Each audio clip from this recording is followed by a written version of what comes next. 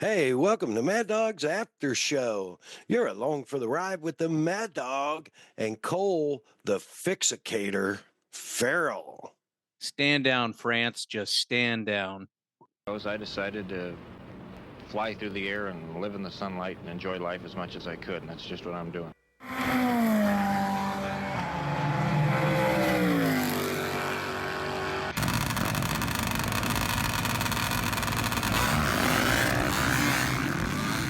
Okay, it's happening. Everybody stay calm. What's the procedure, everyone? What's the procedure? Stay calm! Man, such a great way to open the show. Those ever-inspiring words from the incredible Mr. Evil Knievel, flying through the air, living in the sunlight, and enjoying life. Dude, it's a way. Yes, sir. And the reason we have this way is because of the brave men and women of our military, our armed forces that are stationed Absolutely. all around the world. And of course, our first responders are working quadruple overtime here in Southern California, just trying to keep our livelihood going, keep our homes safe, basically keep our freedoms going. So I cannot thank our first responders and our military enough, especially at a time like this. Yeah, absolutely. Huge, heartfelt shout out to all those first responders and the fire crews, especially my buddy Dustin Duffy, that got transferred down from Oregon to work on the California fires. Yeah, all those guys are just throwing it on the line. They're on 24-hour shifts, and man, God bless them. Let me tell you. Yeah. So thankful in times of this disaster. So for sure. Speaking of being thankful, we're especially thankful for the families of those in our military that gave all the families of the MIA, KIA. Heartfelt thank you from the after show, and we appreciate your sacrifice. Respect. Of course, the after show, it is powered, and I'm going to say powered, by incredible partners and sponsors like Kicker Performance Audio. For all your 12-volt audio needs, personal audio needs, or just cool gear, look them up online, kicker.com, on Instagram at Kicker Audio, every other Tuesday night live on their TV show, Kicker Unmasked Live, on YouTube and Facebook. Their channel on Facebook is Kicker. And man, so grateful to have them along. Of course, Bomber Eyewear, Bomber Safety Eyewear, Bomber Floating Eyewear, Bomber Brilliant Eyewear. Be brilliant. Wear Bomber. Let me tell you, with over 40 frame styles and more lens combinations than you can imagine, Bomber Eyewear, the obvious choice. Reasonably priced, ANSI 87 OSHA approved options, polarized, and they float. Whatever you need in glasses, look them up. BomberEyewear.com, on Instagram at Bomber Eyewear, on Facebook, Bomber Eyewear. Of course, Assault Industries for all your premium ATV, UTV, and off-road accessories, tools. Man, I've been running their bomber mirrors for years without problems, and just incredible products. Check them out.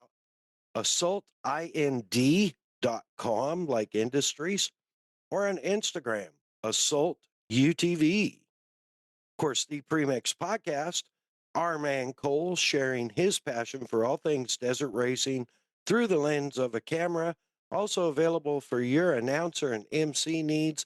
Slide into his DMs on Instagram, the @ symbol ThePremixPodcast. Wow. At the Premix Podcast. Of course, Kelsey Morrell Film and Media, and they're doing a rebranding right now, going full tilt with the new brand Shutter and Whirl. You can find them on Instagram, Shutter and Whirl. Website coming soon. Man, Kelsey takes all of our video mayhem and turns it into the beauty you see on our Mad Dog Media YouTube. And all of our shorts are done by her, all of our clips, promo clips, all that. Shutter and Whirl. Of course, Hey Geeks Marketing, handling all of our website and logo and social media template needs. She can handle all your website and social media needs. You can find her online, Hey Geeks Marketing, or on Instagram at Hey Geeks Marketing. Man, without further ado, arguably the busiest man in motorsports today, Clay Millican. Buddy, thank you for jumping on. Man, no worries. We've only been trying to do this for like a year now, maybe longer, actually. Yeah, probably a No, little it's longer. so funny, dude. We have seen each other in so many crazy places. Like crazy for me, probably not so much for you. I think we ran into each other in Sturgis, Yeah. probably SEMA show, somewhere else. I can't remember, but we've seen each other. It's just both of us sitting down in one spot at one moment. It gets to be tough sometimes. Yeah, it's been crazy. And we were talking right before we started on how busy you've been this year. And I've been blessed to be really busy this year too. Um, for me, it's a little easier because I take my laptop and if I'm on the road like I was last week, I find a way to set it up in a hotel and do the podcast, and Cole does all the hard stuff. So, but for No, you, Cole, thank goodness for him. yeah, man, where would we be without Cole? My man Trickle. Uh, so Exactly. So where were you at last weekend? last weekend I was in Loveland, Colorado, Okay. for the Kicker Arena Cross Yep. Series. Yep. I was wondering if that's ramping up, right? Starting to get in full swing, I guess. Yeah, that was actually started the season early this year. Yep. So that was actually rounds 5 and 6. Wow. So we just will hit mid-season next weekend in Guthrie, Oklahoma. Man, oh man. I know I was busy as could be Saturday, but when that supercross time started, I was plopped down in the chair, tuned in for sure. Well, you can always catch the Arena Cross stuff Friday nights live on, I think it's MAV TV. So, Cool. yeah. Thank you. Now you're going to have one more thing I'm going to be trying to stop working for and sitting down and watching. Hey, any excuse to sit down on a Friday night and watch some sort of racing ain't bad. That is a fact. That's a fact.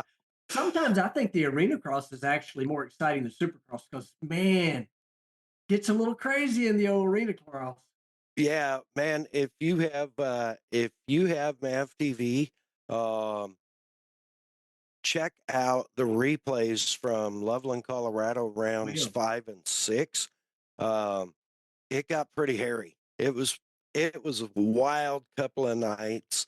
And it's fun, I've about 50% of our arenas I'm actually out get the setup in the arena on the mezzanine. Yeah. In Loveland, I didn't get to, but I had a speaker right across from my booth, so I Yep. could hear everything the floor announcer was saying, But Oh, yeah. but yeah, Was Vince there mixing it up? oh yeah. He ended up getting taken out finally. Oh, man. Somebody finally pulled the trigger, so I think gloves are off. Everybody's all. I mean, I think anybody in the top 8, maybe 10, could still win the championship, and they just have to stop being nice or being cautious. Right. And once you hit mid-season and you're in the hunt, you know how that goes. I Oh, mean, absolutely. you're there all the time. It's like, Absolutely. A let's, lot of people, whatever, dislike Vince or whatever.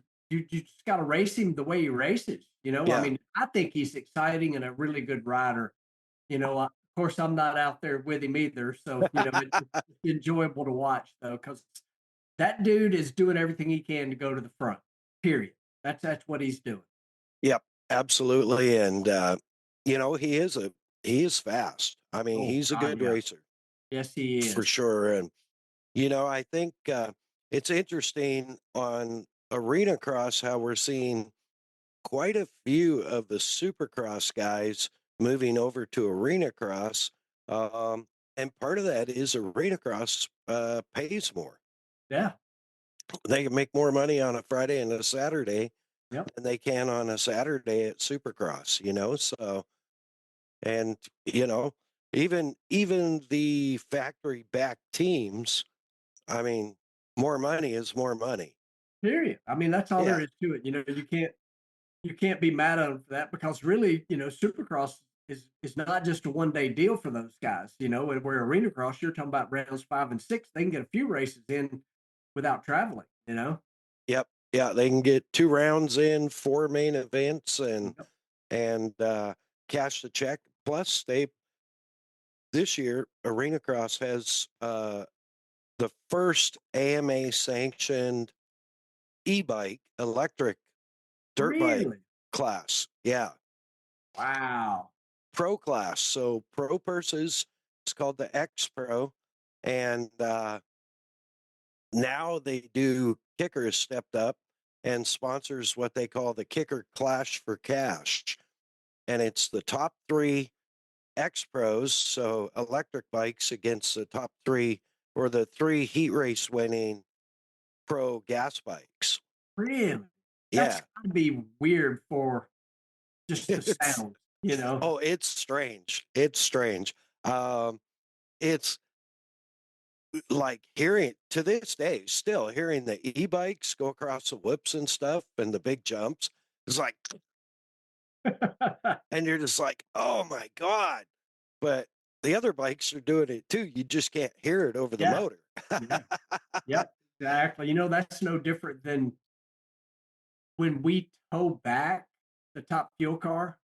It makes some really weird sounds and things clanking and banging, and the rear ends make noise. You just don't hear it Yeah. obviously when it's running. It's Yeah. almost scary. Like I let somebody else ride back in it to tow it back. I don't want to hear all that noise. But I imagine they're so flexible that the sheet metal, I'm assuming sheet metal, carbon fiber, Carbon whatever it fiber, is, yeah, yeah, carbon fiber probably moves around on the body as the yeah. body or as Slaps the and chassis. And bangs.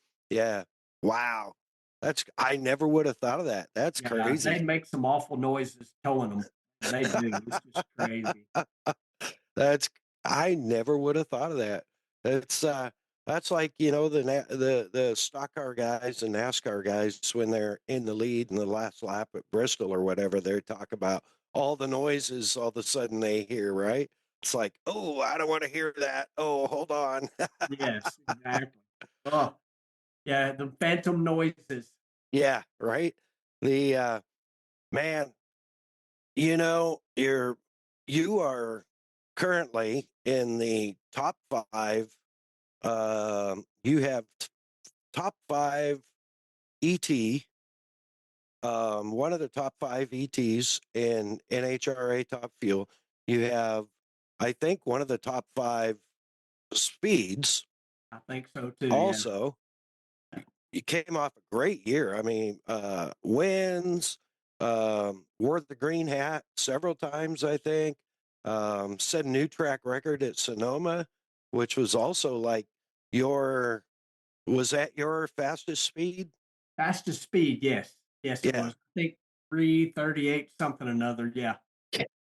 338. That's Is that unbelievable. insane? I mean, it don't even sound right.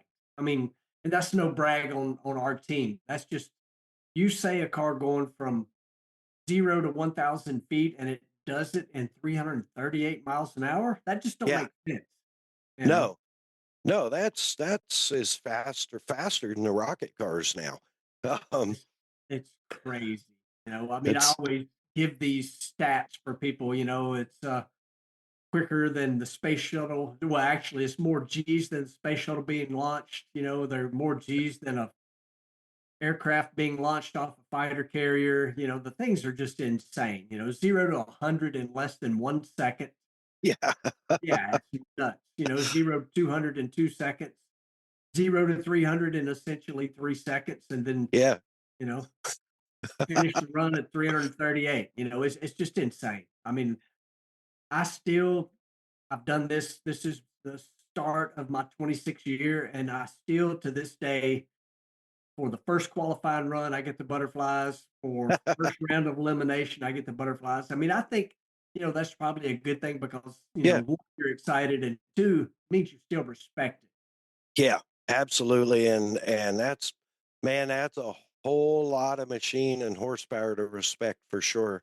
Yeah. But all these, like, you have, before you actually came over to NHRA, you had like record setting career in Oh, IHRA. But before that, even, like, where did this all start? Like, did you come out of the womb at you know 330 miles an hour, or like, for the people are most dying part. to know? Yeah, for the most part. I mean, I grew up in a little bitty place called Drummond's, Tennessee. I'm sitting here right now. I've never left. Yeah. Uh, I'm within 1 mile of my entire life. Like mom and Wow. daddy, when I grew up, their house was 1 mile from where I'm at right now. And then as I got out of the house, they had a little grocery store. My grandfather started it. And when I say little grocery store, y'all think mom and pop. You could go in the door of that place, you could get a ham and cheese sandwich, and you could buy chicken feed, 50-pound bags of chicken feed, because we kind of live out in the country. And so that's where I grew up. But from day one, I love fast cars. I mean, just consumed with them. My daddy drag raced. I don't actually remember that at all. Zero. But growing up in that store, it was a hangout, very small community. So, the farmers and the people that lived around here, it was a hangout. They had benches on the front porch in the summertime. Everybody would just hanging out on the front porch. And so I heard about, your daddy this, your daddy that, and I love my daddy, and Yeah. so from the time I was able to remember anything, daddy was taking me to races. Now, it wasn't all drag races. We went, you name it. If it had a motor, we went. And me and you spent a lot of time talking about arena cross. We went Yep. to arena cross. We went to hill climbs, all two-wheel stuff. But and NASCAR. I mean, I can't even tell you the amount of times. I don't even remember my first NASCAR race, but I can tell you this: it's 900 miles from here to Daytona, and I don't know how he did it, but we would get up at who knows what time, because I mean, I barely remember some of this. We would drive all the way to Daytona, arrive basically when the sun was coming up, watch the race, and drive home.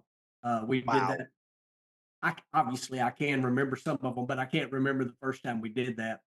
Daytona, Talladega, Nashville, you name it. We went. But where I'm headed with all of this is my first real memory. I'm pointing back a picture of a Top Fuel dragster back there. Mm-hmm. My first real memory of a Top Fuel dragster, there was a drag strip in Lakeland, Tennessee, which is a suburb of Memphis. And that memory of seeing Top Fuel car, and it was actually Big Daddy Don Garlits, and he was match racing a guy named Ron Booker in the world's fastest big block Chevrolet. That hit me in such a way that I'm like, oh, this is what I want to do.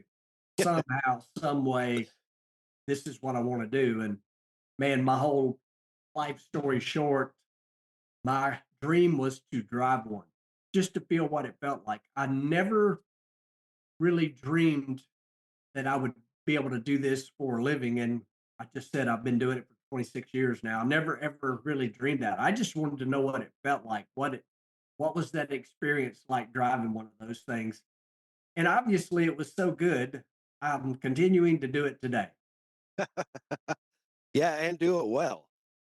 The crazy part is, and this is a running joke, I have two sisters, and of course I've been married for 39 years now. It's an ongoing thing in amongst, I call it my girl group, is if I had been smart enough to try, who knows if I could have made it or not.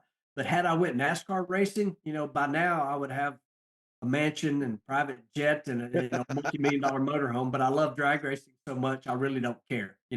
Yeah. Career also would have been over. I'm 58 years old now. I would have been done a long, long time ago because they're retiring younger and younger and younger these days. But I love drag racing, still love it. Uh, you can tune into my YouTube channel. You'll see that I'm constantly working on hot rods and I'm going to racetracks. I've got a truck that belonged to my son that I was just in Gulfport, Mississippi last weekend making its first ever quarter mile run, so drag racing is me top to bottom, but I do love motorsports top to bottom. Yeah, absolutely. That's awesome. And we get so many guests. It started with their daddy or their granddaddy, or we had Ralph Shaheen on a while back, and it started with What a good dude. what a great guy. And Yeah. I'm going to give a shameless plug for his TV channel, Speed Sport One, Yep. 24-hour free motorsports. Yeah. There you go, Exactly. Ralph. Thanks for listening. We've actually had Speed Sport on the side of the Top Fuel car a few times. Him and Rick Ware go way back. Yep. Got to tell a quick Speed Sport story if you don't mind. Yeah. No, not at all. So back in my NHRA days, and you were mentioning, we were very successful there. We won a ridiculous amount. You're not supposed to do what we did, and I'm very fortunate to have been a part of that. And again, that's not bragging either. Just look the stats up. It was Yep. retarded what we did. But everybody has seen it. Of course, there are hardly any magazines and newspapers anymore. But back in the day, you could grab a magazine and it would be like top 10 things, favorite movie, favorite food, favorite TV show, those sort of questions. Well, I did this with Speed Sport, and it was the beginning of the year. One of the magazines come out, and it said if there was anybody you could meet, who would it be? Well, I said Richard Petty. Well, we raced in Rockingham, North Carolina twice a year. And so at the end of the season, when we were coming to go to Rockingham, the IHRA, International Hot Rod Association, the sanctioning body we raced with, they called and said, could you be in Rockingham a day early? And I'm like, why? They're like, well, you said in Speed Sport you'd like to meet Richard Petty, and Speed Sport's going to make that happen. Wow. Are you kidding me? They're like, nope. Can you be there a day earlier? I'm like, I'll be there a week early for that. I'm there. And so I think I was supposed to be there, I don't know, call it 10 o'clock in the morning, whatever it was supposed to be. Well, I'm probably there at 8:30. And, this is at his original shop, which is, Level Cross, North Carolina, the home of everything Petty. That's where it started. Yeah. And they had the museum was actually on property there at the time. And so the moment the door opened on the museum, I go in and there was these two awesome little old ladies, think of your grandmother sort of thing. Like, are you the guy here that's supposed to see Richard? Yeah, that's me. They're like, you're a little early. I'm like, yeah, I know. It turns out these two ladies, I think, were his aunts, actually. That was Richard's aunts, and they run the museum at the time. And so I'm roaming around, and finally they said, Richard's running a little late, but we've got somebody that'll show you around. And I'm like, okay, let's go, So I go next door, walk in the shop, and it was Dale Inman. Like, are you kidding me? Wow. I mean, yes, Richard is the guy, but Dale Inman is the only guy, as far as I know, to have 8 NASCAR championships, because he had 7 with Richard and 1 with somebody else. I'm drawing a blank who it was at the moment, but so he's showing me around, and he knew I was a drag racer, drove top fuel car, that sort of thing. And the place was amazing because it started as like one tiny little shed, basically, and as NASCAR grew, their shop grew. So the floors are like staggered because they built this, built this, So it's Yeah. just these steps into the next building, or a slope of concrete, whatever. Well, finally, Richard pulls up, and it's a warm day. They had the shop doors open. He pulls up in a little Dodge Dakota, and exactly as you think, when you say Richard Petty, you think cowboy hat, sunglasses, all the feathers on the hat, that sort of thing, Yep. cowboy boots. Well, he pulls up in a little red Dodge Dakota.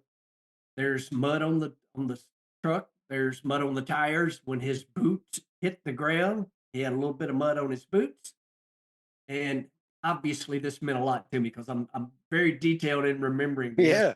And he walks over and he's like, man, I'm sorry I'm late, This was when they were building the Victory Junction Gang Camp, which is for children that are having Yep. medical problems. And he had been over there helping. Like, I don't know if they were digging footings. I don't know what they were doing, but the dude had been over there working. And so, Wow. and as it turns out, we take 40 steps, I'm going to say, and we stood and talked for near an hour, maybe a little more. And it was, they say don't meet your heroes, but I'm telling you, that dude he's as good a hero as you could ever ask. He Yeah. had a million questions for me, and I had 10 million for him. And it was obviously something that was pretty cool to get to do, to meet Richard Petty away from a bunch of people, a crowd, because I see him occasionally. Obviously, I go to quite a few NASCAR races because Rick Ware owns our team now. Yep. But you're not getting around Richard Petty at a NASCAR race because it's always a massive crowd around him. But he was a great hero to have. I'm just going to tell you that, and he still is. Yeah, that's what a great story. All from Speed Sport. Yep, So, Speed Sport. Back to Ralph. That's where we got down that rabbit hole. But yeah, I mean, that's Ralph hey, has been there, done that. I don't know what he's yeah. not done. Oh man, he's told me a couple of stories that we probably couldn't have on the podcast about some of his NASCAR days. And good Lord, just like, amazing experiences. And like you, I mean, as you're quote unquote cutting your teeth up through the ranks, all these experiences and all these things, you've seen the cars go from what, like 250 to 340, basically. I mean, yeah. and you've driven them all from, I mean, I don't know what kind of car you started drag racing in or what you were running for speeds, but it's Nowhere near 300. I promise you that. The no. first car, I was 15 years old, and the first car I had was a 69 Dodge Charger with a 383 in it. And I thought it was the fastest thing in the world. And we find out about this little racetrack called Jackson Dragway. And we took this Dodge Charger there and pull up, and they asked me, well, what class are you running? Well, we don't know anything. We have no clue. It's been so long since Daddy raced. We're like, well, what's the fastest class you got? And they're like, well, that's called Super Pro. Okay, well, we're racing Super Pro. Well, I make my first run in this 383 powered gigantic barge of a car, a Dodge Charger. We all call them huge. And they have a thing at the drag strip that will instantly hurt your feelings, and it's called a time slip. And the car that I thought was the fastest thing in the world, not that fast. So I had to make my way back to the old pay window and change from Super Pro to Pro because I wasn't fast enough to be in that class. But it basically started from there, and just continued, moved along as you could afford to buy better and better stuff. And eventually I bought a dragster, not a top fuel dragster, but a dragster. And that was the cheapest way to go fast.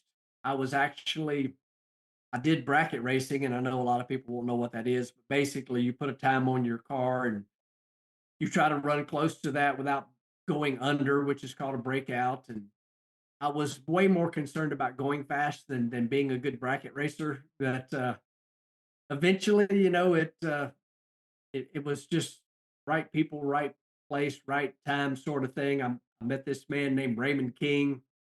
Raymond was the vice president of a company called TCI. They do racing transmissions and torque. And well, TCI was purchased by the Felpro Gasket Company, and Raymond was so good at his job, they quickly moved him from here in Tennessee. TCI is actually in Ashland, Mississippi, but it's not far out of Memphis. And they moved him to Skokie, Illinois, home of Felpro. And I stopped by there one day on my way to a race because Raymond helped me get to the races.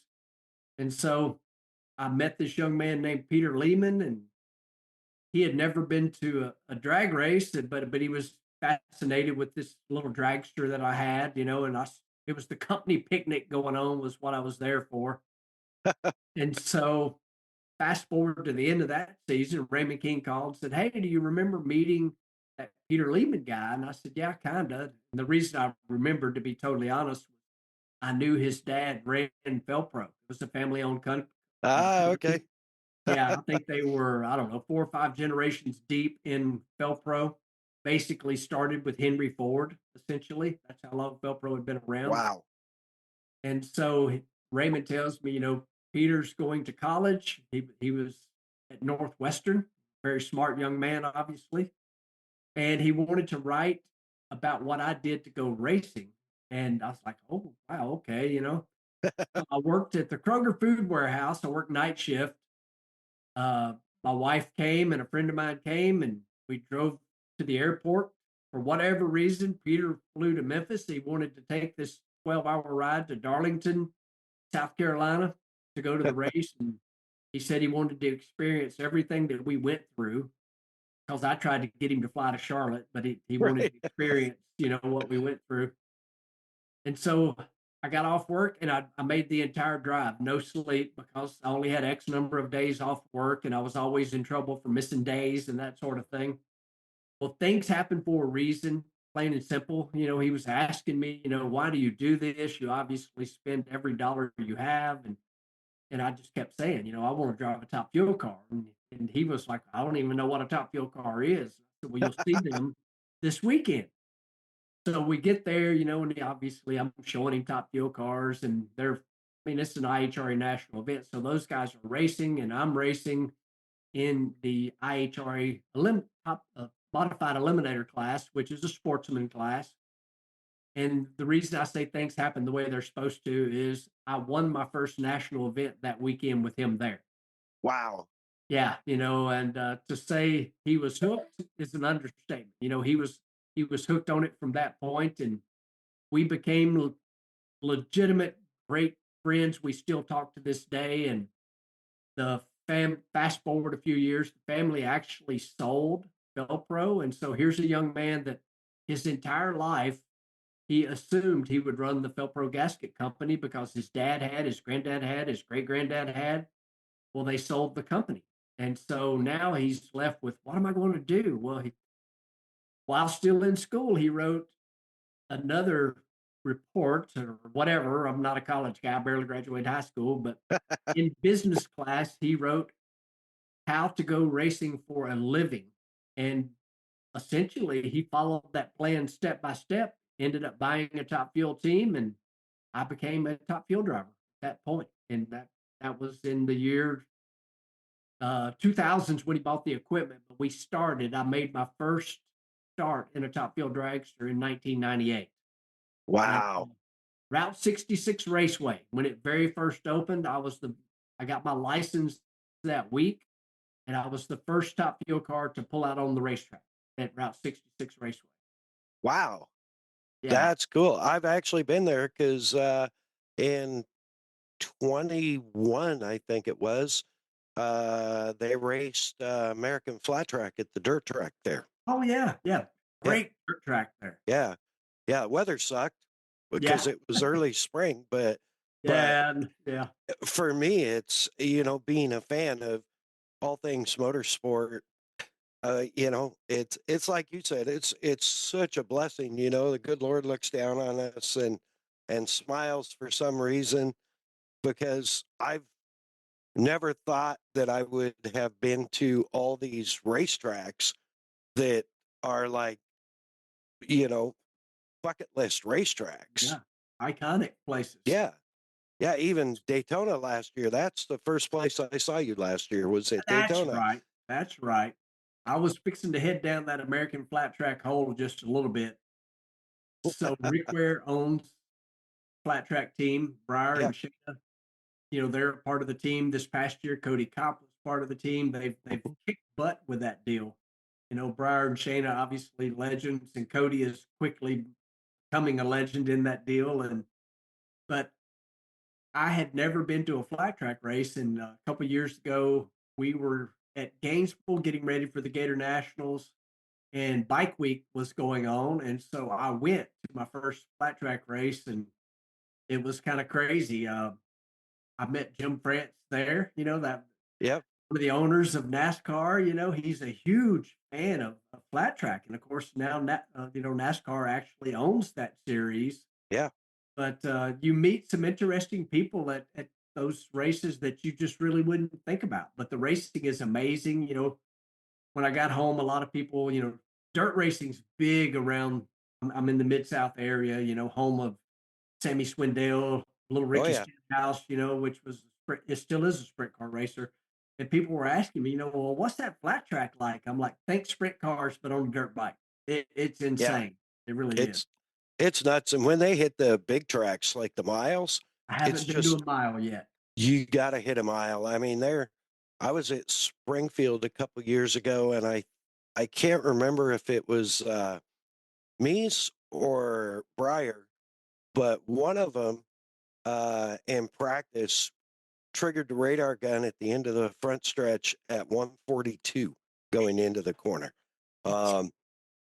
It's just insane. It's crazy. One of the things, this is, I guess, a little bit technical, but being the car guy that I am, even at Daytona, which is a smaller track, not the NASCAR track, but the flat track, Yeah. uh, they were hitting the rev limiter coming into the turns. And so, we get back to the pit area, and I'm like, why is everybody doing that? And they basically use it for braking. Yeah. Like they gear the bikes to come into the turn at the right moment. They bump the rev limiter and put them into the slide. I mean, there's a whole lot going on. It's not just freaking grip it and rip it. That's for sure. No, it's crazy. I mean, down to rear wheel weight and stuff like that. It's I'm blessed to be tight with Scotty Dubler Yep. and Ralph, and Scotty has spent a lot of time, and Ralph has spent some time also educating me.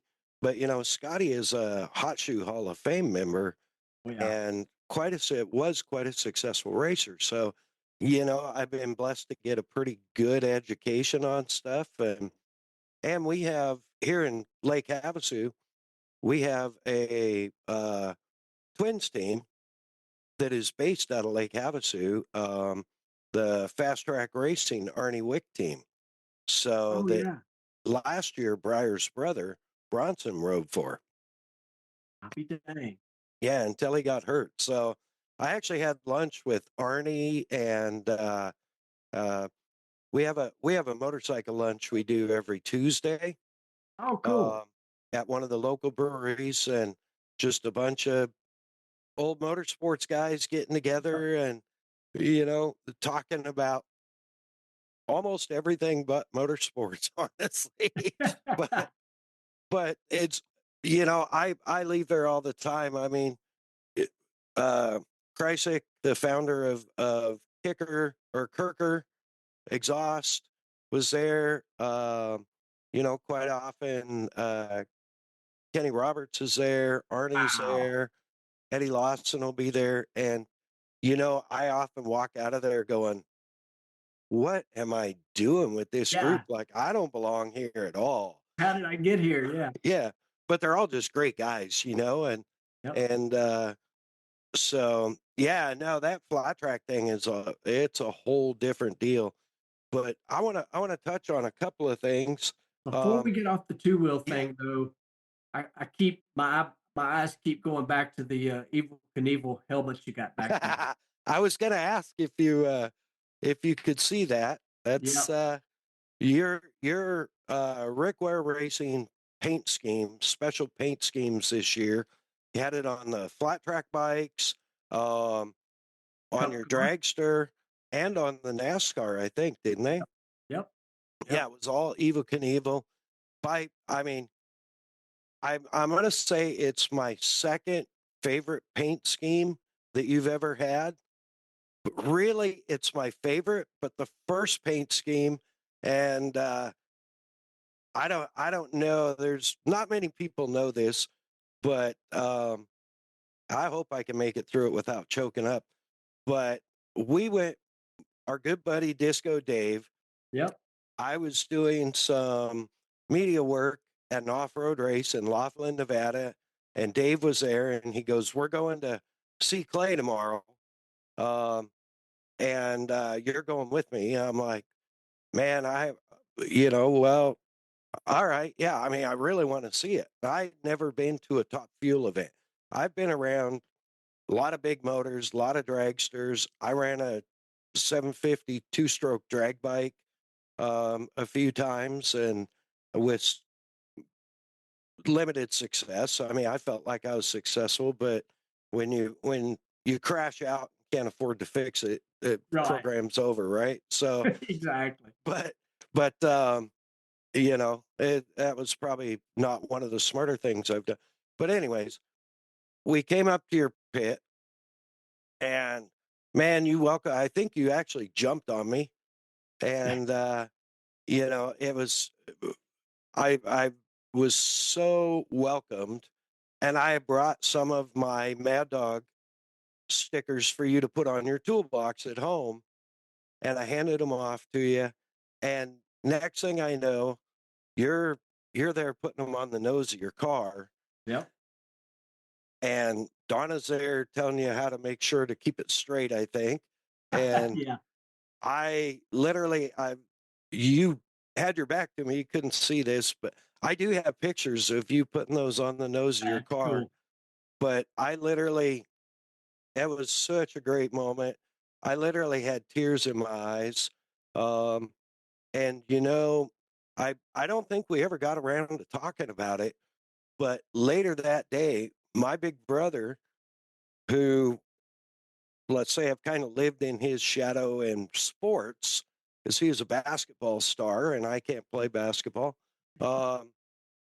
I've kind of found my way into motorsports, Yep. but he calls me, or he sent me a text later that day, and he goes, "Is your logo on the front of Clay Millican's car?" And he was watching the live broadcast, Happy day. and they happened to catch the front end of the car as they were as you were turning off. Um, and That's that cool. I'm forever, ever grateful for that moment. And folks, that's the kind of guy Clay is. I mean, it's always a smile, always a hug. Just I really love that about you. Appreciate it. I love people, man. And you're so great for the sport, because not in not everybody in the pits is as No. smiley and loving as you are. So you bring up Dave Kuski, Disco Yeah. Dave. Disco Dave. I got to tell a story about him. So in 2015, we lost my son Dalton. He was a motocross, ATV motocross, actually won championship in 2011 Yes. in A class. And so Weld Wheel, who had been a longtime sponsor, they built a wheel named after Dalton, my son. And so and Glenn Merchant was a big part of that as well. Glenn Merchant worked with Hyper Wheel, which sponsored Dalton, and then Weld and Hyper became one company. Anyway, Yeah. so Weld Wheel said we're going to fly you to Glamis to do a photo shoot. I'm like, okay. So I get there, and it's just in the middle of the week. I get there at night, and there's a pretty good group of people. I didn't know any of them at all, other than Glenn Merchant. I knew Glenn forever. And so it's too late in the evening when I got there to shoot photos the way they wanted them. I learned that you want sunrise photos. I didn't know Yeah. that at the time, but anyway. So they said, hey, we're going to go on a night ride. And of course, those of you that don't know Dave, he has never met a stranger. He's just an awesome dude, And as it turns out, the side by side that I would be riding to do these photos was his. And he said, look, I know you're a professional race car driver and all that, but you've never been to Glamis. And if you don't mind, could you just ride with me? Night riding can be dangerous out here, especially for somebody that's never been. I'm like, yep, no problem.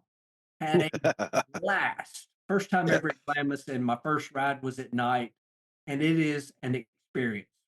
I know a lot of people that listen to you have been out there, but for people that have never been, it is just It's an experience. It's overwhelming, the amount of sand, the height of the hills, and And to be honest with you, some of the dangers, the witch's eyes and all those sort of things that can grab you and bite you. But anyway, so And riding with Dave at night. and riding at Dave at night. He's old. Yeah. He can't see very well. I'm just kidding, but he is old. I'm gonna say that. He is. I'm sure he'll listen to this. You're old, Dave. He's got both of us. So Yes, exactly. And we're old.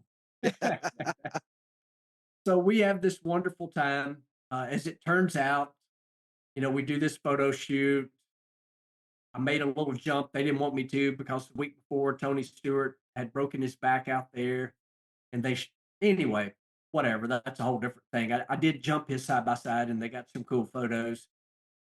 And as it turns out, this group of people that were there were all part of the industry that makes parts for side by side. They call it an industry ride. They get together as a group. It's the people that, you know the deal.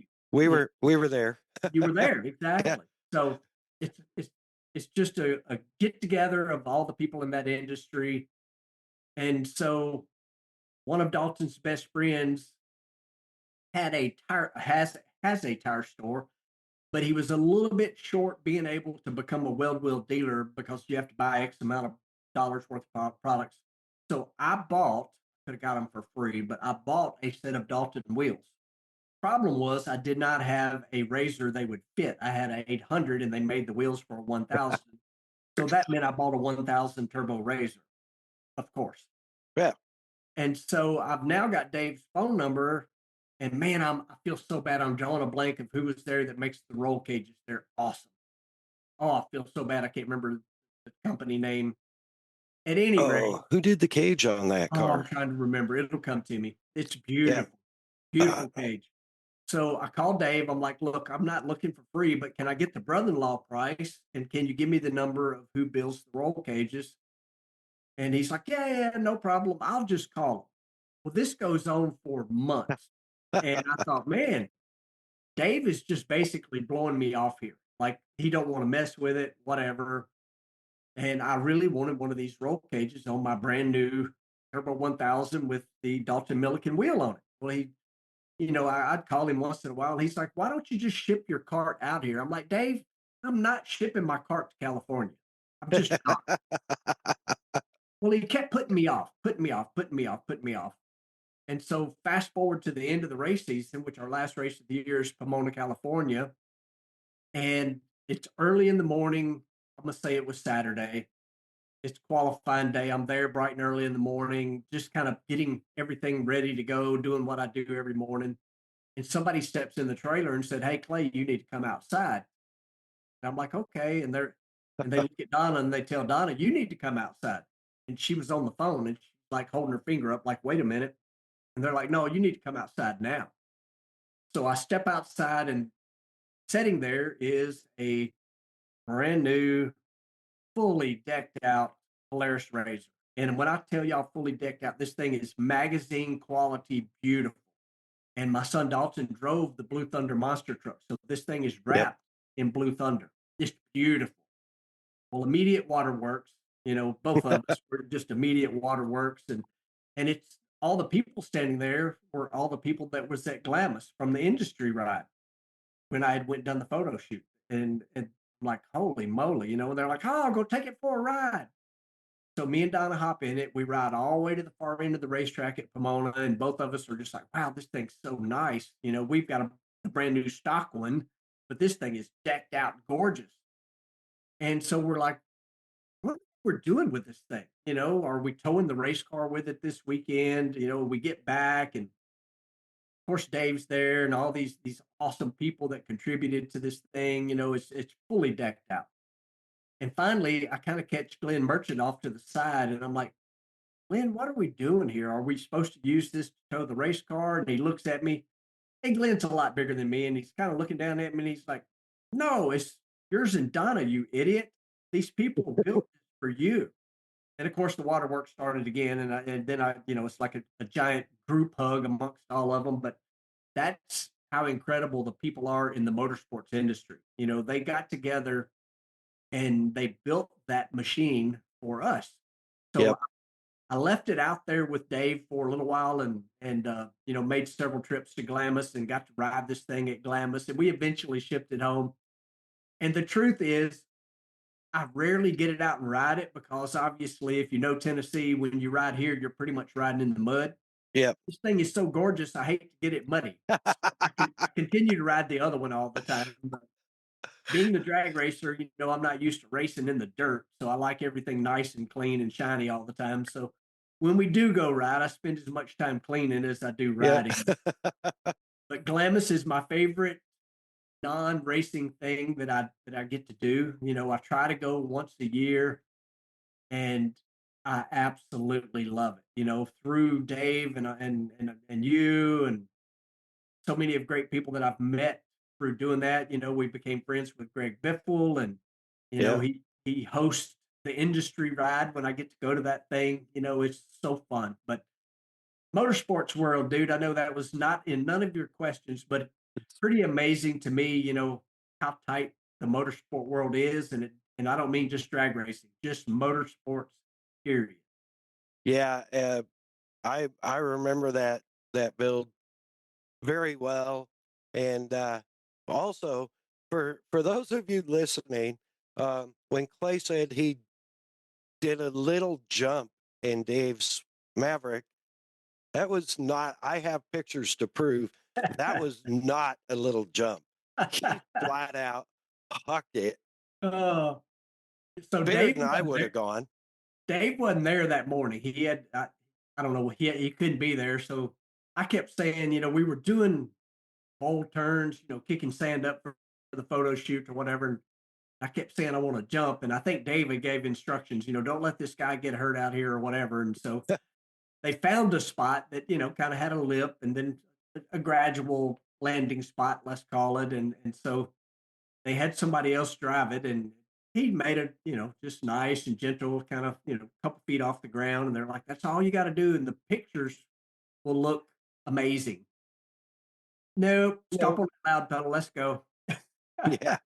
I think actually Cole was out there as one of the Guardian drivers when you were doing that. Oh, it's really possible. It was a lot of people there. I mean, Yeah. when I say a lot, what, 10, 15 people, whatever. Yeah, no, that's that. There is photo documentation of how big that jump was. It was a huck, and I Um, I can't say I've jumped one that big on purpose ever. Now I have miscalculated a few times, and Glamis, when you have the right spot, Glamis sucks you in. As you're out there a lot, at least like you said, once, twice a year. You get the right spot and it feels good, and you just want to just a little faster, just a little faster. And next thing you're, for me, 25 feet in the air. yeah. Relay in a one-off big block Muzzy XP 1000. Woo. Yeah, the only one out there, and realizing that, ooh, this is gonna hurt when I land. Thank God for Walker Evans and their prototype 2.5 shocks, because it didn't. But it was, when you have enough time to stop and think about how hard the Oh, yeah. landing is going to be, you're up there, right? You are up there, that's for sure. But man, that place is just so amazing. It's The riding is just absolutely incredible. it really is. I want to touch back I thought on of it. TMW. That's who did the roll cage. TMW Doug. Yes, Doug. Yes. Yep. I knew it would come to me. And we just I was actually emailing Glenn yesterday. We had him on here, I don't know, a couple of 3 or 4 months ago, and the episode he was on, actually on our Spotify channel, ended up number 3 for 2024. So Holy moly. yeah, Go in. yeah, and he just the best guy. Just love him to death. And it was a great episode with him, from motorsports to I got military. a Glenn story. I got a Glenn story. So All right. that night ride I was talking about, I don't know if he meant to or he made a mistake, but he got in the cart with Corey Ellis. Ooh.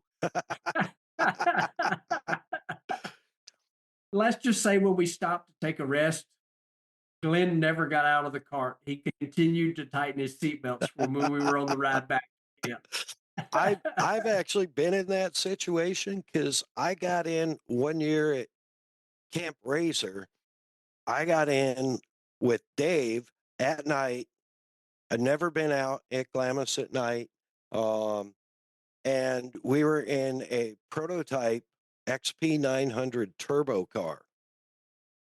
And wow. they had spent all the time on the horsepower and the motor and zero of the time on the suspension.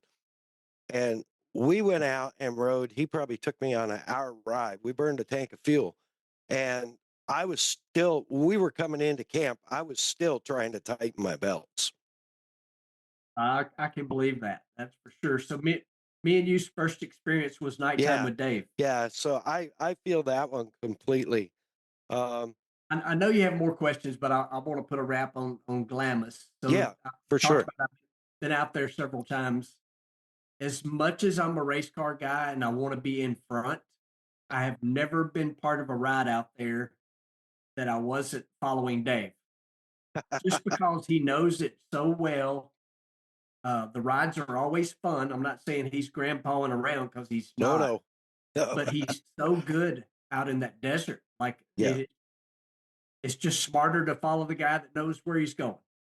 Yeah, I've any rides I've been out on there have either been with my friend Dave Butts, who we call the General, or with Kusky following them, because it's like I know neither one of those guys is going to lead me wrong. No. And I picked up right away. I got in the car and strapped up with Kusky and that night, and he's like, "Oh yeah, you're gonna love this thing, wait till you feel the power." And I figured out about 90 seconds into the ride that he was trying to scare me. Right. And I was holding on to the holy shit handle, and letting go and tightening my belts. And as soon as I figured out he's trying to get at me, oh yeah, I took a breath and I let go of that bar and just sat back and grabbed my belts. And man, the more comfortable I got, the harder he pushed it. And what a ride. I mean, but at first there was no doubt he was trying to make me pee or something. I mean, oh yeah, I think that's his MO, but yeah. But he is good in that desert. He is, for sure. He is. And he's the executive director for the American Sand Association right now. And for those of you who aren't members, shameless plug for the ASA, go to the American Sand Association, become a member, support the off-road legal battles to keep our spaces open. It's $25 a year for a base membership, folks. Yep. It's well worth it. And tell Dave and my good friend Casey Cadero, who happens to be the president of the ASA, tell him hi. Tell him we sent you. Clay and Lauren sent you. So, exactly. But yeah, so I want to jump back. You talked about bracket racing a little bit. And so for those of you who aren't familiar with bracket racing, it usually is more of a hobby type of drag racing, I would say. And you basically run your car on what they call a dial-in, which is what you're consistently going to run in the 1,000 feet or quarter mile, as the case may be. 8th mile if you're short tracks. But I have a friend that I know, a local friend here that bracket races a big block dragster. And I get to see him about every other week. And I know he'll listen to this. So shout out, Dean. I hope. Dean. But yeah, he's been, he's like you. He wants to go fast. So it's a struggle to be a bracket racer, especially in a car that'll do it and run the dial-in that he's running. He's having to get used to, like getting off the throttle or getting on the brakes, or so it's definitely an art to be successful at it like you were. um, Really takes a lot of discipline, especially when you're one of those nitro and methane supercharged type of guys that just wants to go toenails in and Yep. see what it'll do, right? So but anyways, yeah, I wanted to touch on that part. And it's it's so fun to watch you race. And on TV, you're you're always smiling, win or lose, blow up, whatever. You've always got a smile. You've got a great attitude, and it just flows out. I've seen that at the track. I've seen it at SEMA. I've seen it at events, at industry Sturgis rides, Sturgis. We had so much fun in Sturgis. Even was insane. I So think much fun. I think the girls thought we were crazy because I was like, I just happened to run India. I was on a walkabout and Yep. just happened to run India. Jeremy was there with me. Shout Yep. out J Dub from Kicker. And I think they're either in progress. We're trying to get something going for one of your rigs, right? I On the think Kicker so. stuff. I Yeah. think so. So, but um, that was really cool because we just ran into Clay on a street corner, and it's like, oh, we got to get our selfies. Yep. And Yep.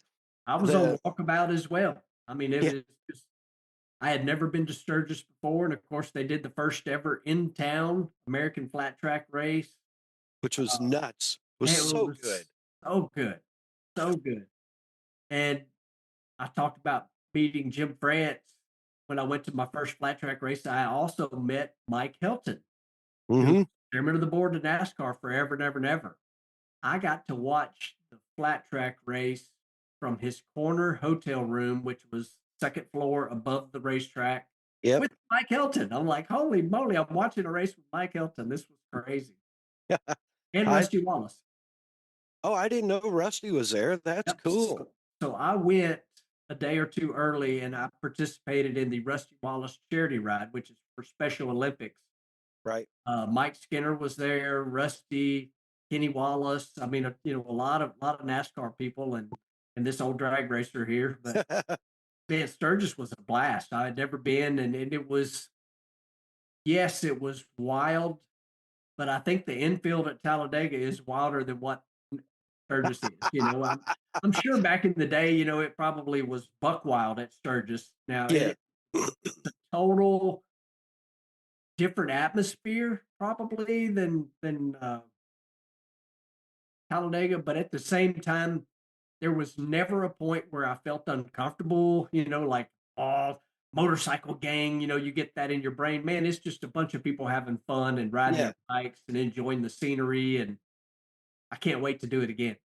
Yeah. I hope you're there this year because I Me think too. I'll be there this year too. So maybe even longer than a week this year. They're having two short tracks and then the City of Sturgis TT again. So if everything works out, I'll be there for sure. And um, I'm hoping to be at Daytona for the short track season opener. But you talked about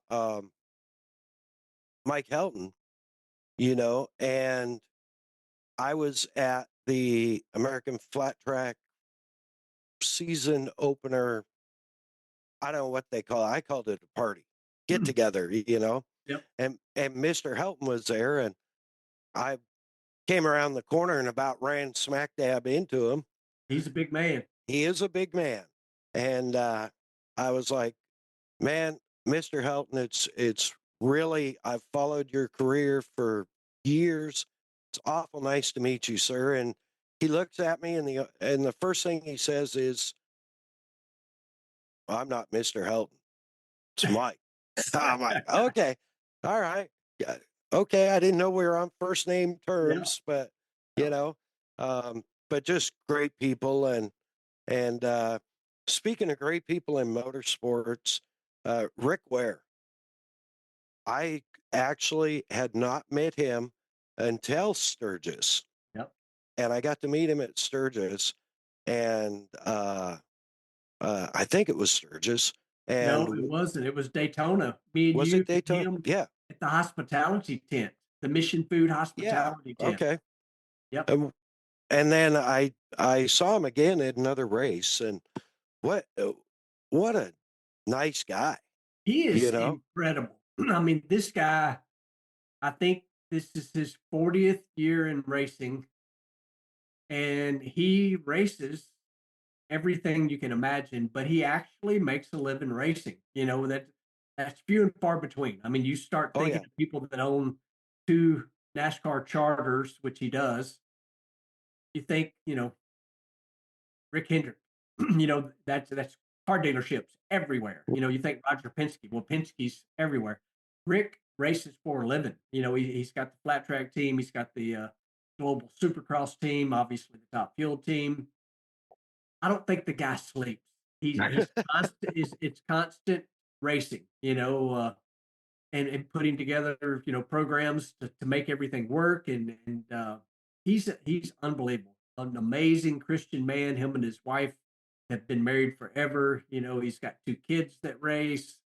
He's a go getter. I mean, he is the of course, I'm gonna show my age here a little bit, but he's the ever ready bunny. He just Yeah. goes and goes and goes and goes. It's pretty incredible. I enjoy being around him. I love the fact that he intermingles all of the racing. That's why I was at Sturgis. That's why I was at the flat track in Daytona. You know, uh, it's all he puts it in a term. Basically, it's all in one pile. So it's not Yeah. the NASCAR team. It's not the Global Supercross. It's not the Top Fuel team. It's one race team, and so that's why I go to so many of the events. I help. I'm basically there, rooting on my teammate, and or whatever. If it's a social media program through a sponsorship, whatever needs to be done, he intermingles all of it.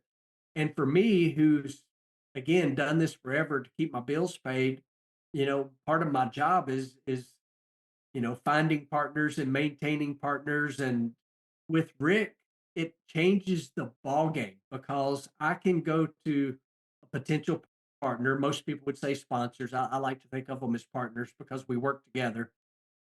I can go to them and say, hey, you can be part of a top fuel team. Oh, and we got NASCAR over. Oh, we got global supercross and we got flat track. So you can cover so many bases with Rick Ware's total package that he has, Yeah. and he makes it work, because not many people can afford to sponsor a NASCAR. But the way he does it, where it's spread out, those companies can see value in so many different places. You know, uh, let's go right back to Sturgis. How many companies can target in on that one area? Well, he's going to have a race team there. You can target in on you just start naming it. He can make it happen. It's pretty dang cool how he does it, and it's all one unit. Not necessarily oh, I'm a NASCAR guy, I'm a global supercross guy. It's everything is all together, and we all work together. Yeah, and that's actually really brilliant because when you think about it, um, there's people in drag racing that don't follow NASCAR. There's Mhm. people in NASCAR that don't follow drag racing. Yep. There's people in American flat track that don't follow either.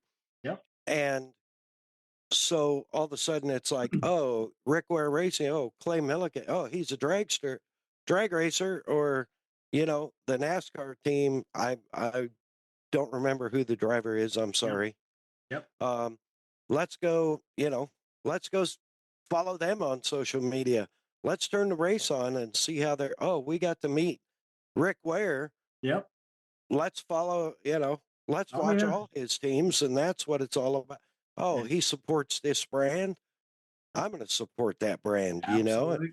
It's And pretty that's, amazing how he ties it all together and makes it work. It's incredible. It's so much fun. I enjoy working with him. He has a gentleman named Robbie Benton that's the president of the company, and I always laugh. I'm putting my fingers up. They are right. total opposite ends of the spectrum. Rick is the guy diving in, hair on fire, like full bore. Let's go do this. And Robbie is the guy that that will grab Rick before he jumps off the ledge and say, wait a minute, how are we going to make this all work together? So Yeah. it's such a good match. I enjoy working with Robbie. I call Robbie, he's the hammer. You know what I mean? He's the guy like, nope, you're not doing that. This is how it needs to be done. And, you need that kind of person because I'm wide open all the time. I have harebrained ideas and, he's a good guy to make you think about, well, what's the consequences if you step off that ledge? Yeah.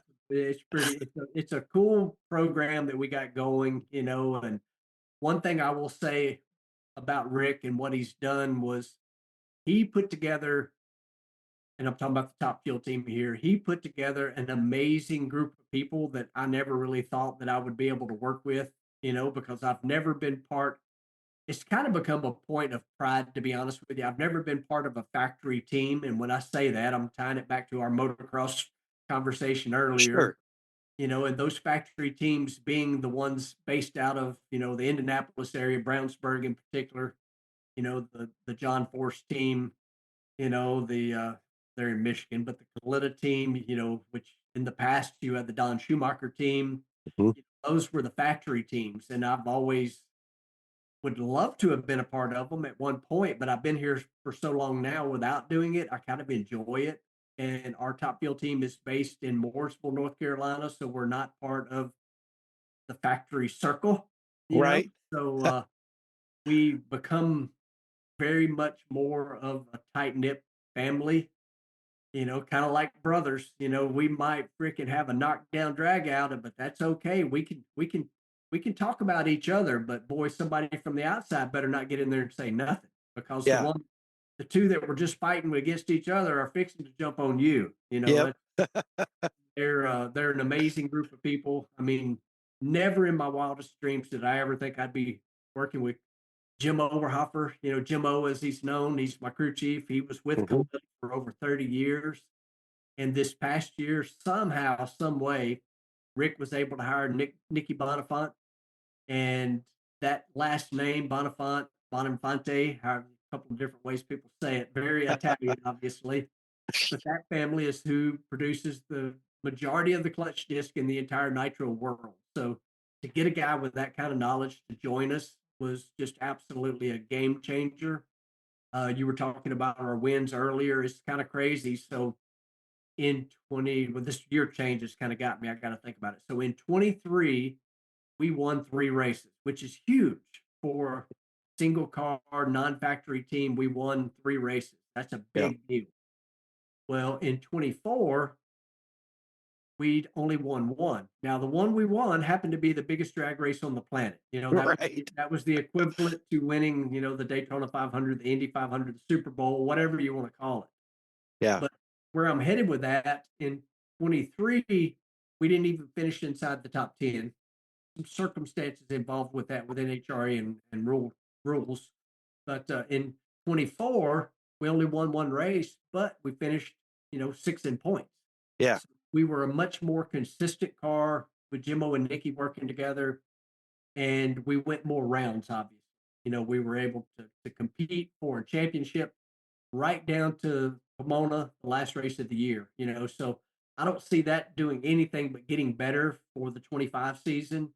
I'm excited and pumped up about it because Nicky and Jimmo, while they have been basically brothers and they've worked together before, Nicky was coming off many, many years running a funny car for Alexis DeJoria. And so I don't want to say he was getting his feet wet because that sounds like he's a rookie. He's not. Right. But just for the two of them working together and man, they're an unbelievable group. And then I've got all these young kids. I call them kids. They get mad at me. They're like, we ain't kids, but they are to me. that work on this race car. They're go getters, and I have a blast. Going to the Yeah. racetrack is so much fun. I've done it for a long time. People ask me, they're like, man, do you still love it? Love everything about it except for the travel sometimes. The travel Yeah. does go old. Donna calls me an airplane snob. I fly so much. I do get a little aggravated. Yes, I'm the smiley, happy guy all the time, but sometimes when I'm standing watching somebody trying to figure out what to do with their 3 bags they brought on the airplane, I'm like, please just put your stuff away and sit down, you know? I'm there with you. You know, Yeah. I fly a ton early in the year Yeah. and sometimes late in the year, and I'm the same way. It's like when they say we're going to start boarding in 10 minutes, and everybody that's in group 6 or Yep. F group or whatever comes up and crowds the podium. It's like, to go sit down. Yep. They're going to I get us all. If you got a ticket, we're all getting on the plane. You're getting on the plane, and Sit I have down, a wait your turn. yeah, exactly. I have a theory, though. I think the airline does it backwards, that they charge you to check your bag. I think they should charge you to bring a bag onto the actual airplane itself. That way, people won't be bringing so much stuff onto the plane, Yeah. and, you know, the last guy getting on's got multiple bags, knowing that there's nowhere to put them, or they're Yeah. whatever. Yeah. I do get tired of the flying sometimes. I don't fly to all of them. I drive to approximately half of the races, but the flying thing sometimes. Oh, and But, anymore, the reliability of oh, not being delayed or whatever. you're, I was used that to be, yeah. Indy or somewhere where you had just recently, you had delay after delay Oh, after delay? I was on a roll towards the back half of last Yeah. year. Every flight was something. It's just like, oh, I used to be extremely loyal to one airline. Like, I would fly them even if it was a couple hours longer because they were just dependable. Yeah. I quit that this past year. Whatever was the most direct, I just took it because your chances of being delayed were the same on all of them. Yeah. Yeah, for sure. I've flown in the last 2 or 3 years. I've flown an awful lot on Southwest. Mhm. Um, just I like their company model. I Yep. like the fact that I can save kicker a few bucks on the check bag fees because Yep. they're free. And Yep. what you're talking about, if you can check a bag or two for free, a lot of people don't bring all that crap on the plane anymore. Exactly. You know, so you're onto something there. But I've still had I've spent 4.5 hours in the on the way back from Daytona because I last year I ended up in Daytona twice. Once for arena cross, and then I came back. I was actually the way it worked out. I was home about 24 hours. It was a Yeah. dumb. I I didn't think ahead when I booked everything. So Been there, done that. yeah, and then I ended up, almost 5 hours in Austin, delayed on the way home. So when I was supposed to get home, get back to Vegas, and I got 2.5 hour drive to Havasu. I figured, I'd be home in time for dinner, take the wife out on a date. Right. And, yeah, I got to fly back out Tuesday, but at least I'll have a day and a half. Well, I didn't get home till 1 o'clock in the morning. Right. You done lost today. Yeah. And then coming back from Daytona the second time, um, I got stranded in Dallas overnight. Ugh. So it's like you said, I don't think anyone's better than the other. No. And But you know so, what? I know there's people listening to that, listening to what we're doing right now, and they're yeah. thinking, you guys are griping and you're getting to fly all over the country. Hmm. You're correct. You are correct. I'm very blessed to get to do what I Yeah. do, but man, the airlines can be frustrating at times. That's for Yeah. sure. Anybody, I think anybody that flies more than once or twice a year understands how frustrating the Yep. airlines can be. But, you know, eh, as you said, though, we're blessed to do it. Yep. And it's certainly, just a part of it. Like, It you is. know, I, I The thing, drive a the lot after, when spring breaks, I start driving a lot. And, you can have the same stuff when you're driving. I mean, I've had times where I broke a spring on my trailer. I had a 5 hour delay. Thank God it was only 5 hours to change a spring on my trailer on the side of the road. Yep. Um, it's like anything can happen anytime. So, Anything, anytime. but the thing is, once you get even if you get delayed or whatever, you get home and you're probably very much like this because you're always on the gas. You get home and you're like, home half a day and you're like, man, I can't wait to get to the next race or the next event or Oh yeah. I told you when we started this, I did 18 straight weeks somewhere with not being home more than 48 hours maximum. And so by the time I got home from Pomona from them 18 consecutive weeks, I'm like, man, I'm glad to be home. But it only takes me a week, and I'm like, yep. I gotta go somewhere. I don't know, what would that be like a vagabond life? You're Yep. used to go, but I have, I mentioned this earlier. I've been married 39 years. Donna and I have never, I am fortunate since 2008. If I'm driving the race car, Donna goes with me. There's a lot of events I go to. She don't care nothing about going, but, and I will say a lot of them is she don't go because she's like, I've heard all your stories. I don't need to hear them again. But, it's like, we're just so used to going, you get used to it. But for her and I, 39 years of marriage, we've never taken a vacation that did not, in some form or fashion, have a race car attached to it because we travel so much. For us, being home is vacation, Right. you know? Yeah. Uh, Unfortunately, the Viking doesn't get to travel a whole bunch with me.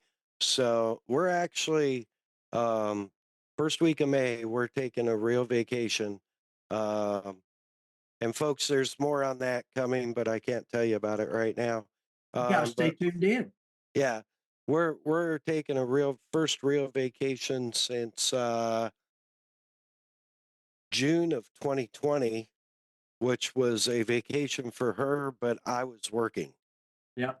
Yep. So, I was driving in a photo shoot and doing some work like That's, that. But that's the kind of things I was talking about. We've yeah, not had a race car attached in some way. yep. And so, yeah, I understand that. I'm not near as busy as you are, but you have so many appearances. You are so busy. Like you have so much you do with even all the stuff with Lutz. I mean, you guys have been just going crazy this last year. And hopefully Jeff and Jeffrey listen to this and love you guys. Missed you at the SEMA party. Um, but yeah, a We'll couple of talk great about that people. real quickly. Talk about Jeff and Jeffrey Lutz. Yeah. He's great family. Jeff and Jeffrey are like brothers to me, but so both of us work with a company called CRC. And if you know anything about cars much, you've bought CRC brake clean. That's what they Hmm. do, all kinds of things, but it's a neat program. So we, for the last few years, we have built a car, and that car, whatever it is we build, it kind of goes around, goes to some shows, does different things, and then CRC auctions the car off, and all the money goes to tech school scholarship funds. It's a really cool deal. I mean, it's a ton of work. We're building some pretty nice cars, and with Yeah. Jeff's filming schedule, my race schedule, it's hard to get it all in sometimes. And poor old Jeffrey, a lot of times, a lot of it comes on his shoulders. But I just think it's neat. A company like that is willing to spend that kind of money and then give it all to scholarship funds. It's pretty amazing program. Well, and really, I mean, I don't want to start a whole brush fire, but we need more of that. We need more people in tech school, Yep. learning how to do stuff Work, like work we with your grew up hands. doing, you Yep. know, and we were blessed. Really, I I had to pull my 10K generator apart and rebuild the carburetor a couple of weeks ago. And the whole time I'm doing it, I was actually thinking to myself, and I actually said a little prayer of thanks to God for my dad making me learn to rebuild carburetors when I was 8 years old on his race snowmobile. And Yep. my dad was a missionary in northern Canada, and he was also at one point like the number one cross country snowmobile racer in northern Canada and Alaska. Wow, I didn't know that. Yeah, That's yeah. pretty cool. Factory sponsored by Ski-Doo, but 8 years old, he's like, you need to, I need to, this has dual carbs and we got to have a spare set in case we get water or something and it freezes up. So you need to go through and rebuild these. And I'm like, how do I do that? Yeah. There's the tools, there's the workbench. When you get it apart, look for a problem. And it's like, Okay. yeah. But now here I am, laying in my carport, tearing apart a generator that I'm like, I have no business working on this thing, but yet she runs great. So, Yeah. We figure it out. I mean, if the biggest thing, with those scholarships, that's an amazing thing. We our what we say all the time is kids need to learn to work with their hands and yes, not with their finger and thumb on a cell phone. So yep, I agree. I think it's a great program and man, that's so awesome. And kudos. I mean, you and Jeff and Jeffrey put in a ton of work, but also kudos to CRC for yeah, stepping up. and they're not the only ones. I've got to since I'm kind of doing sponsor plugs. So Edelbrock and Comp Cams, they've been a part of it from we've done 3 builds. The first one was actually Dalton's truck. And then that was so successful social media wise, they're like, we got to continue doing this. And they come up with, the scholarship program. And so we've already purchased what will be our 3rd scholarship build. I can't tell you what it is yet. It's kind of like your trip you're talking about. It hasn't been put out to the world yet, but Jeff and I have already purchased it, and it's pretty cool. So the car that it will start making its way around the country right now that was at SEMA this year was a 57 Chevrolet, which everybody knows Jeff Lutz for 57 Chevrolets, You're right. and of course I make a living with Hemis, the Top Fuel Dragster, all the nitro cars. People may not want to hear this, but whether it says Ford, Toyota, Chevrolet, whatever, they're all based on a Chrysler Hemi. I'm sorry to break your heart, but they are. So we put a Gen 3 Hemi in this 57 Chevrolet. Like I say, CRC, Edelbrock Comp Cams, they're all in, on helping us do this. Well, this gentleman that I've known for many years, he actually built the motor in Dalton's truck, is Mike Copeland. Well, he's got some technology that's never been sold, and he developed this with another gentleman, but he volunteered to be a part of this program. This 57 Chevrolet runs on hydrogen. Yes. We all know the EPA is crashing down on us hot rodders, for polluting the world, that's a whole different rabbit hole. But the last thing that we really do is pollute the world because we make our engines run better. They run, Right. but anyway, so this 57 Chevrolet runs on hydrogen, and it will be the first ever non-OE car that runs on hydrogen to be sold. And Wow. that will be in 26 is when that car will sell, but it's going to make its way around to all kind of car show events this year, and hopefully y'all get to see it. It's a gorgeous red 57 Chevrolet. I call it the hydrogen Hemi hot rods, what we call it. It's a beautiful car, and it come out great. And you raise the hood on it. If you're up close, you look at it, you're like, okay, looks like a brand new vehicle. You raise the hood, it's got this modern engine, all this modern stuff. And then you step back, you go, that's a 57 Chevrolet. Yeah, But when you're up close, it looks like it should be there. It's pretty cool. that's awesome. That's awesome. And what a great program. And they can find more info. Our fans can find more information about that, probably just on your social media. My social media, Jeff's social media, crcindustries.com. They've got a whole web page dedicated to the cars that we've built. But you can follow me and Jeff on YouTube is if you really want to dig into what we're doing. Every one of those builds, there's a playlist, and you can just go through there and watch from day one to SEMA show.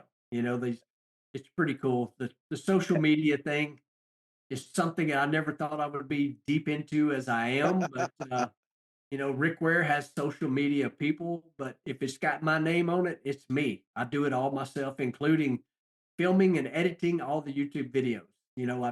I Yeah. like doing it. I enjoy it. And Instagram, Facebook, if you see it, I did it. I mean, I Yeah. could certainly hand that off to Rick's people, but all the RWR stuff is obviously Rick's people, but for me, I just enjoy doing it.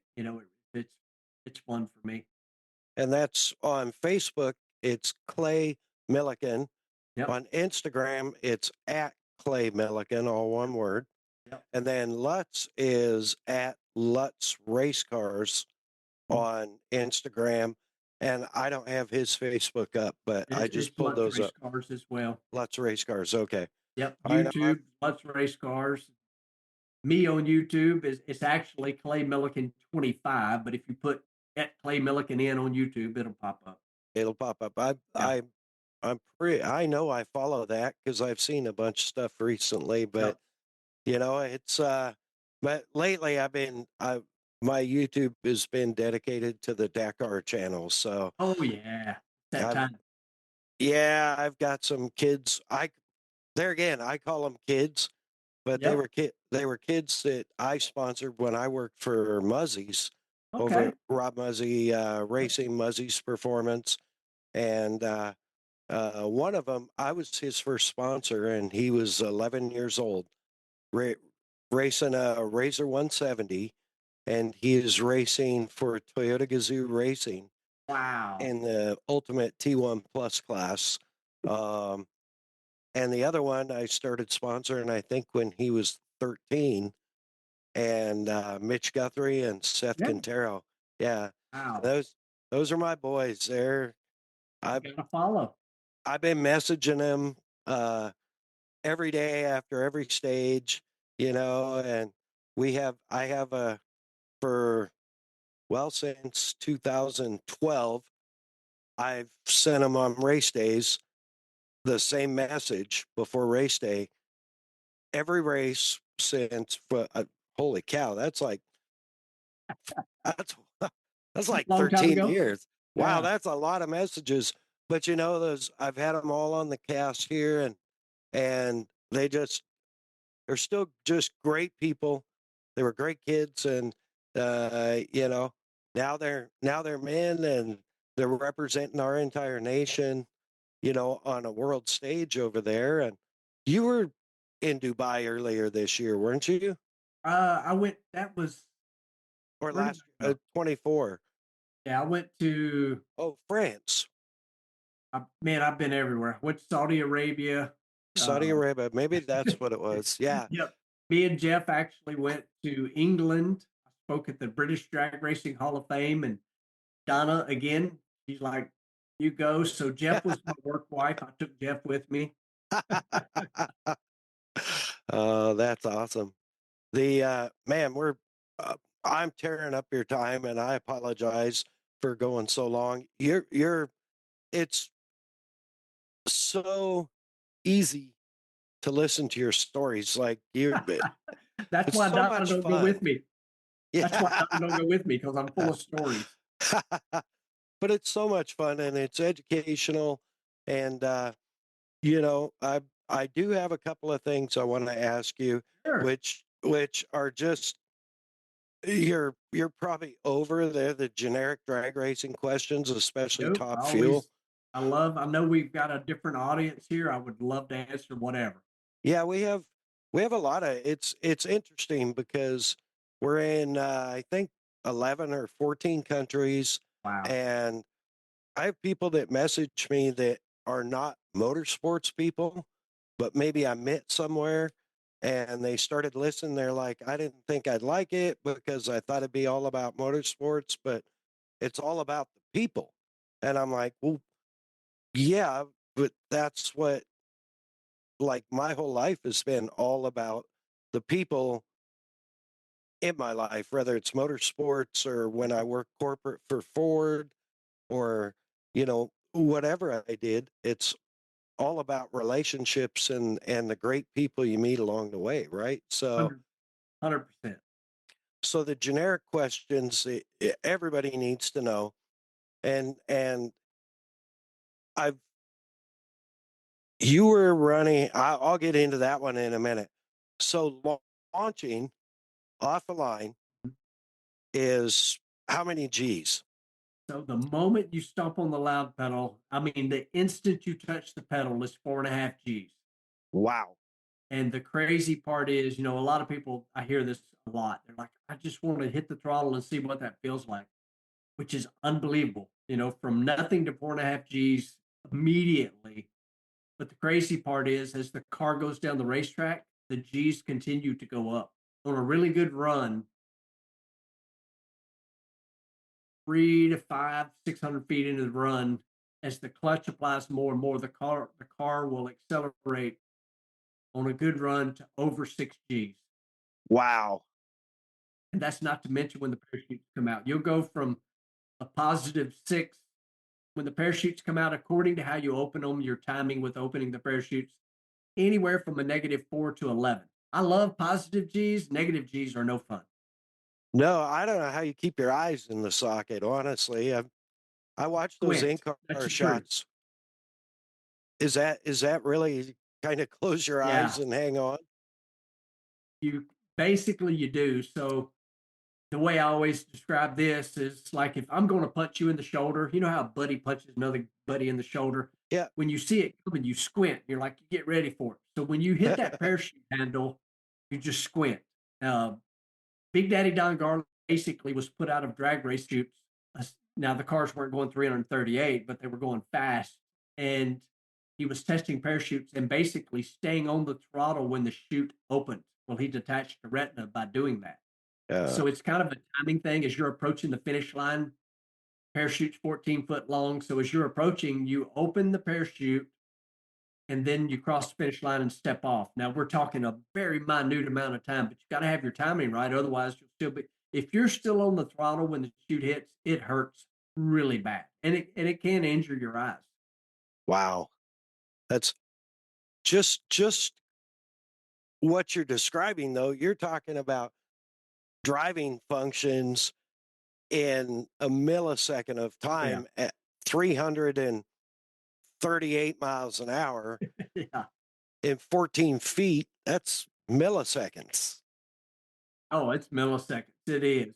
It's a timing rhythm thing, and you're not always perfect. And trust me, if the chute opens while you're on the throttle, it hurts.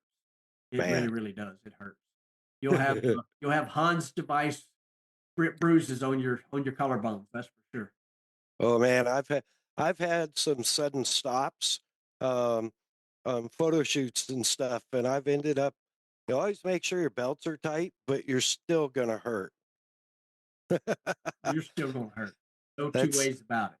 and nothing near that. I mean, -11. That's Now that's crazy. not normal. Like I say, that's Right. not normal. You don't want to do that every run, but like I say, 4 to 11 in that range, just according to your timing, how the chute's open, and if you're on the throttle, closing the throttle, how fast the run was. But yeah, sometimes stopping is more exciting than the going. I promise you. I was gonna ask that. Like, what was like?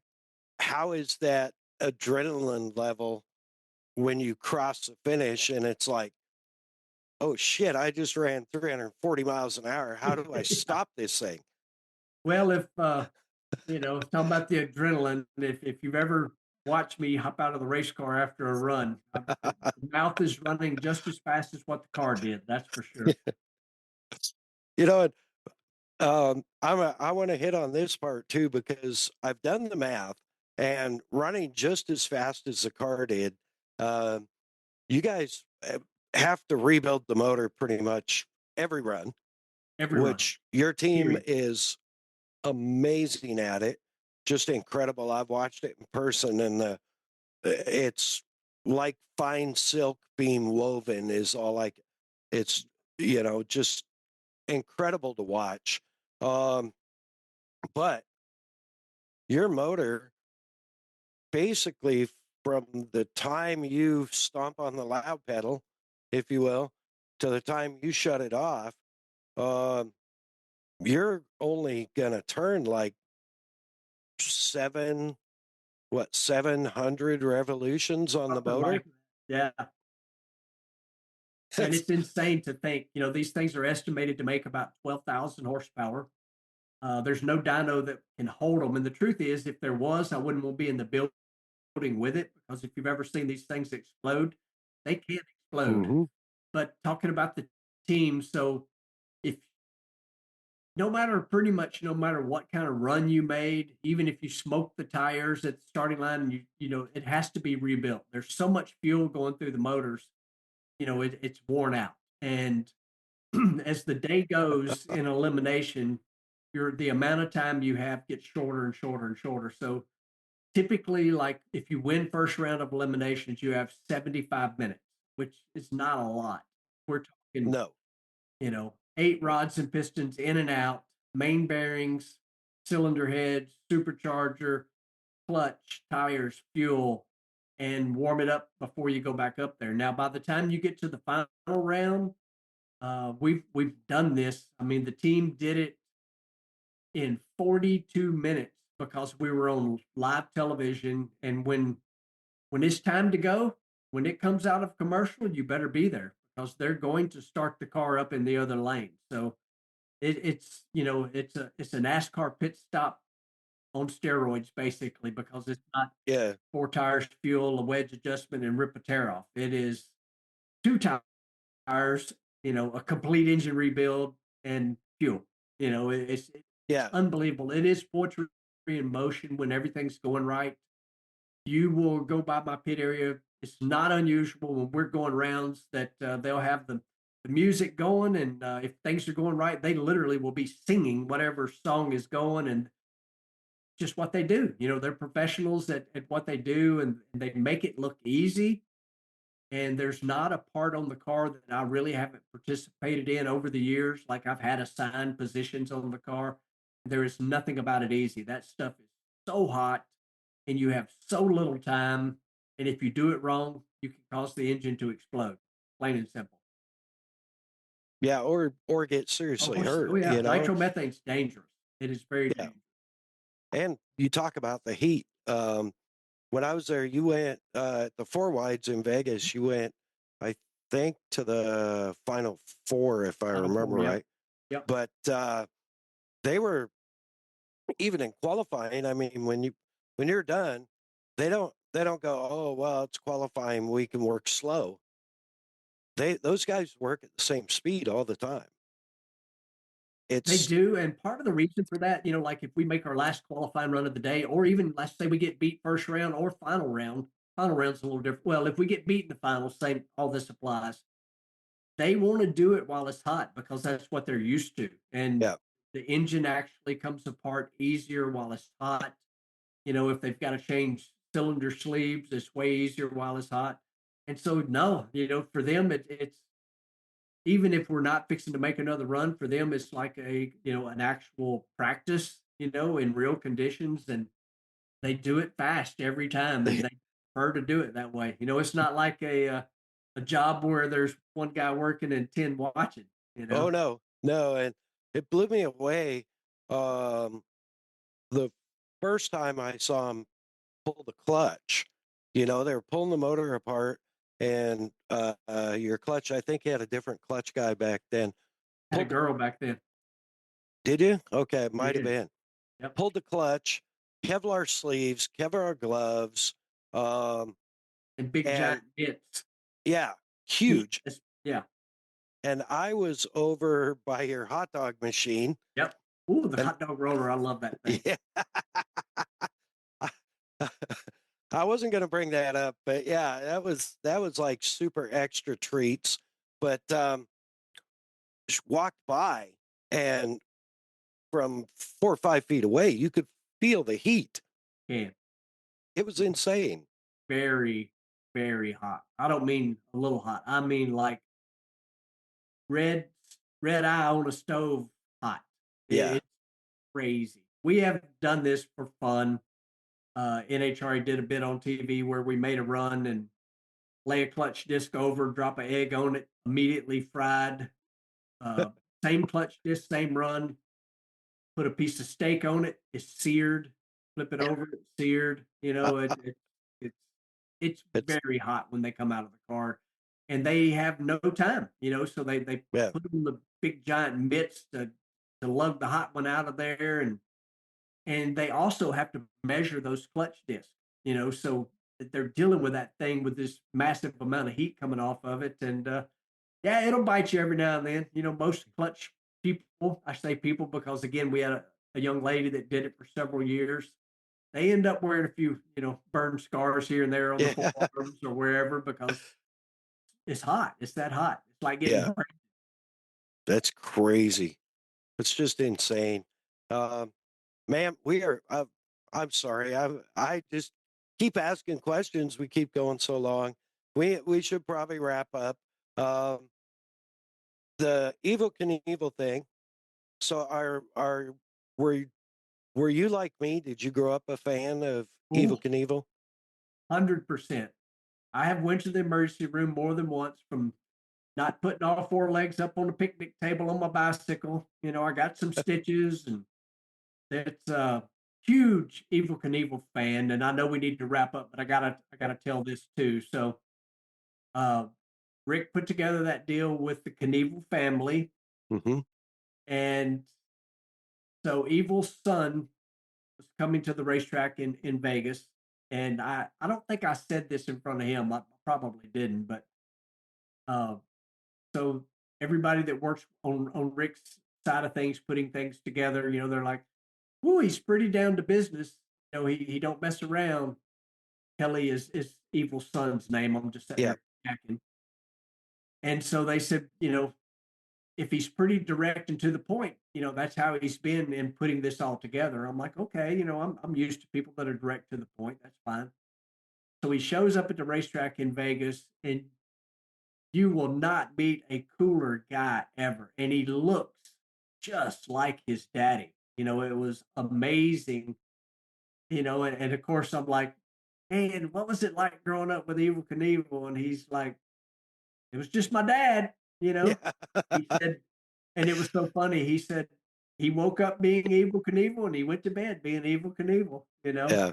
And you were talking about the car, which did look really cool. For me, the most exciting part of that was my fire suit because it Oh made me yeah. feel like Evil Knievel. I would have, man, as a kid, that would have been like the ultimate Halloween costume to have that fire suit. Yeah. I had as a kid I had the red, white, and blue jeans, the red, white, and blue jacket, and I spent hours practicing my wheelies on, standing on the foot pegs on my old Yamaha 100. Because, I took my old open face helmet and my snowmobile helmet and painted it red, white, and blue like Evil Knievel. And Troy Lee Designs actually did this limited edition in, I want to say it was 2020, I think. And the Viking was hunted one down and bought me the limited edition Troy Lee helmet, That's cool. the full kit, the gloves. Oh, They didn't offer pants, but I have the gloves. I have the jersey. I've never worn the jersey in public. Um, it's in its special place, and yep. but yeah, I feel that, and it was super cool to see you in that fire suit, and I'm like, man, because uh, I don't know if you probably haven't listened to our opening credits ever, but um, we actually cold tracked down a quote from Evil Knievel that is part of our opening credits, and it's the "Fly through the air, live in the sunlight, and enjoy life" quote. I love it. Love it. And Love it. that has been with us. We're on this episode will be lap 103. So Awesome. and he's been with us right from the beginning. So That's so cool. um, it's yeah, what a time to grow up. I mean, I remember watching his jumps on Wide World World of of Sports. Sports. Yeah. Yeah, with my dad. Yep. Same. Same. And I had trouble trying to make. I was talking about the kids who work on the race car. We kept trying to. Me and Jim O and Nikki, we're like trying to explain to the kids, you can't grasp how big this guy was, and they're like, "Well, we've heard of Evil Knievel." We're like, "No, you don't understand. He was the biggest attraction in the world. And they're like, whatever. I'm like, okay, think Taylor Swift on steroids.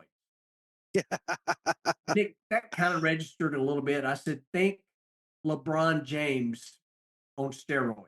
That's how big this guy was, because you had 3 channels. That's all we had: ABC, NBC, CBS. That's what you Yep. had. You had the public channel, whatever. But uh, so when he was going to jump Snake River Canyon, I begged and pleaded, and Daddy took me and my sister to the Cook Convention Center in Memphis, Tennessee, which was like a big trip for us to watch on closed circuit TV. I was Wow. so excited. And about the moment it popped on, I feel like we saw the canyon for like 10 seconds. The feed went down and we Oh, didn't no. even see it. So we had to wait, whatever it was, 2 months, 3 months until it was on Wild World of Sports. Yeah. Actually see it. Oh, I was heartbroken. Daddy had actually taken us to watch this on closed circuit TV. Wow. Before the internet and streaming. Yeah, I have a friend that's up in Montana that is from Evil's birthplace and has seen him jump, knew him in person, Wow. and he was a bike chief for a flat track team for a couple of years. So great guy. Hi, Matt. But yeah, it's there was like you said, there was nobody bigger back then. Yeah. It was Evil Knievel, Muhammad Ali, back then. And people that are young just can't understand that, because, No. the internet's changed the world. And like I say, 3 TV stations and Wide World of Sports, it was huge. I can remember my dad was a motorsports and boxing fan, and but still is. And he cut a sermon short on a Sunday so we could go listen to the Ali Fraser Rumble in the Jungle Oh, yeah. on the Absolutely. radio. Absolutely. Well, you got to remember, you're talking to Clay here. Yeah. Cassius Clay. Yeah, that's right. Yep. Oh, wow. Oh, that's awesome. Well, I guess we should wrap up. I mean, I could go on and on, but we'll have to get you back at We'll some do it. point when we can align Like a schedules butterfly, again. sting like a bee. Yeah, I love it. And all at 300 and something miles an hour. Quarter mile, or used to be a quarter mile at a time, 1,000 feet at a time, right? Exactly. So that's awesome. Clay, thank you so much. I know you have a lot of sponsors, and you need to make sure we hit all those, and your program sponsors, and of course your special thanks, all that stuff. Yep. Yep. Oh, it's pretty easy for me. This is my 14th year with Parts Plus, and pretty much if you follow anything on social media, you're going to see Parts Plus, and obviously Rick Ware Racing is who signs the checks, and very much appreciated. But I just want to thank all you people for staying and listening to this. Me and old Mad Dog, we go back a long ways, and we got a lot of stories, and we'll have to do this again. Yeah, absolutely. Any special shout outs, family, friends? Man, I tell you, just all the people that take time to come to the races, watch the races, that's my special shout out, because, without you people coming to the races, I don't have a job, and I don't want to go back to the Kroger Food Warehouse and finish my career driving a forklift. But my shout out is to the motorsports fans. And again, we covered that base. I appreciate motorsports fans, period. I don't care what it is you like. I appreciate you. And a special shout out to Donna. She's managed it for 30, what'd you say, 39 39. years? Yeah, Wow. actually, it's longer than that, because we started dating when I was a freshman in high school. Wow. Yeah. That's awesome. Yeah. Great people. We love you guys so much. Clay, thank you so much for taking the time. And I will let you get out of here, but we will Last talk shout out. soon. We can't get out of here without shouting out good old Disco Dave. Disco Dave, and a shout out to Glenn Merchant too. Absolutely. and probably BC. I know he was there when they. BC, I know we're out of time, and I'm not going. Well, I really can't tell this story, but I'm just going to tell y'all that I can honestly say 100% unequivocally, BC Vault has my back, and we'll just leave it at that. Yeah, When I needed definitely. him, he was there. I may have heard that story, but yeah, for sure, another great guy. He listens to pretty much every episode, so Yep. um, BC's my and hero. he's a great guy. Love him to death. So, with that, Clay, thank you so much. I appreciate you, and God bless you. God And bless you, brother. we'll talk. Oh, one more thing. If Lutz is in Oklahoma, well, this will probably come out about that time, but next weekend for us, which is 20, I don't have a calendar. He'll 20, be in Florida. I was going to say, you come out, hook up with him and come out to the arena cross in Ooh, that sounds Guthrie, fun. Oklahoma. That sounds fun. Jeff will be testing, getting ready for Sick Week, the big, huge drag and drive event. So he'll be in Florida testing. Yeah, well, if you find your way to Oklahoma, you got my number. I've got VIP seats for you. So, Clay, again, thank you so much, buddy. I appreciate you. I love you. Talk Love to you you soon. too, brother. Thank you, guys. Appreciate y'all listening. Oh, man. What a great episode. We could have gone hours, folks. Clay Millican, he's just such a nice guy, such a great person, such a huge personality. Go give him a like and follow over on Instagram at Clay Millican or Facebook Clay Millican. So grateful for our sponsors, Kicker Performance Audio. Find them online, kicker.com, on Instagram at Kicker Audio, every other Tuesday night live on YouTube and Facebook, Kicker Unmasked Live TV. Of course, Bomber Eyewear, Bomber Floating Eyewear, Bomber Bitchin' Eyewear, bombereyewear.com, on Instagram at Bomber Eyewear for all your eyewear needs, prescription, readers, blue light, safety glasses, all of the above. You can get them all together. Bombereyewear.com. Assault Industries. Find them online, assaultind.com, or on Instagram at assaultutv for all your premium ATV, UTV, off-road necessities and accessories. Look them up, assaultend.com. For C Premix Podcast and our man Cole, look them up on Instagram, the @ symbol, ThePremixPodcast. Slide into his DMs, get some photos of your next desert race. Of course, Kelsey Morrell Film and Media. You find her on Instagram at Shutter, SHUTTERM Whirl. And watch for a website coming soon for all your video and photo production needs, from pre-production planning through production to post-production. Shutter and Whirl. And of course, Hey Geeks Marketing for all your social media needs, website needs. Hit her up, find her online, heygeeks.com, or on Instagram at Hey Geeks Marketing. Cole, do the speech. Make sure to rate, review, subscribe on your favorite streaming platform. Beautiful music. We'll have an after show coming up with some Dakar highlights, and we'll get to that in a bit. Thank you so much, Clay Millican. Thank you, loyal listeners. God bless our military. God bless our veterans. God bless our first responders, especially all those responding in the Southern California, going way over and above to help people out. God bless you. God bless you, our fans. God bless America. Mad Dog out.